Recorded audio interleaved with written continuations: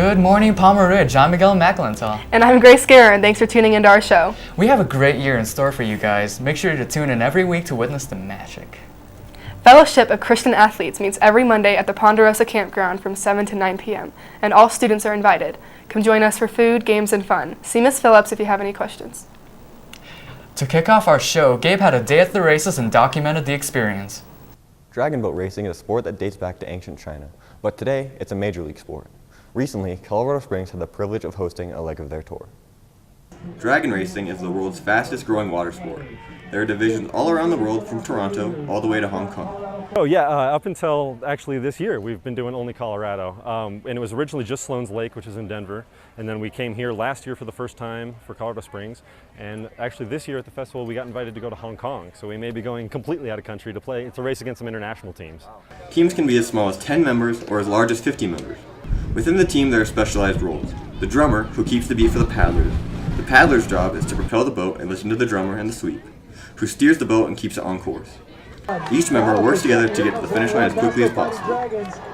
There are many divisions in Major League Dragon Boating, including an adaptive league for Paralympics, a breast cancer survivor league, corporate teams, and even junior teams. Dragon boat racing is accessible to all and is a rapidly growing sport. It is also a great way to get some exercise and bond with the team. For Ridgeline, this is Gabe Jensen. Thanks for capturing the fun of boat racing and the adrenaline of competition. Hurricane Harvey was a devastation not to only the citizens, but their dogs too. People all around the United States have put together genuine acts of kindness in support of those affected by Hurricane Harvey. Colorado's own Humane Society is reaching their paws out to the dogs affected by this disaster. A couple weeks ago, the Humane Society of the Pikes Peak region accepted 21 dogs from Louisiana in order to create more room for pets that were affected by the disaster. And so this is kind of a common practice when national disasters hit, is that all the shelters try and help each other out by moving around resources and giving them the space they need to help animal welfare in that region. The dogs will be available for adoption in the coming days, so be sure to keep checking their website. If dogs give you a rough time, there are other animals such as rabbits, cats, and guinea pigs. Adopting pets can lead to tons of happiness. For Ridgeline, this is Miguel McElhental. Make sure to thank the Humane Society for their generous and thoughtful help. You've probably noticed all the new teachers around campus. Grace was kind enough to introduce some of these new bears. This year, students were lucky enough to welcome 21 new teachers into our Bear Pack.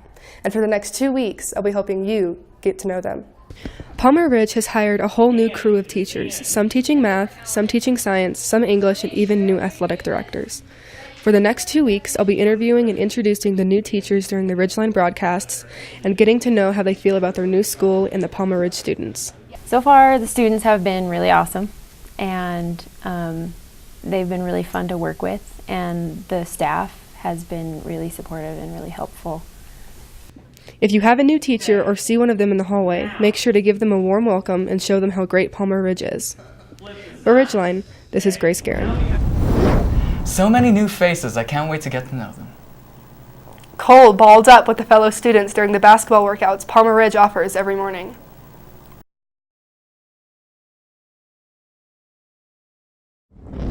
Thanks, Cole. Can't wait to see what our basketball team has in store for us this year. I know all of you missed our weather girl Brinkley. Well, you better stop crying storms, because here is the first weather forecast of the year. Good morning, Palmer Ridge. For those of you who don't know me, I'm Brinkley Gary, your local weather woman, and I know we've all been concerned about the forest fires in Montana, Washington, and Oregon, and all of the damage caused by Hurricane Harvey in Texas and the damage caused by Hurricane Irma in Florida. But let's check out the weather forecast. The current surface map shows us that we have some high and low pressures all over our nation, and as of the radar, it looks like not much is going on. But it could change. Let's take a look at this week's forecast. Monday through Wednesday, it looks like it will be in the mid 75s, and then it will drop to the low 70s from Thursday to Friday.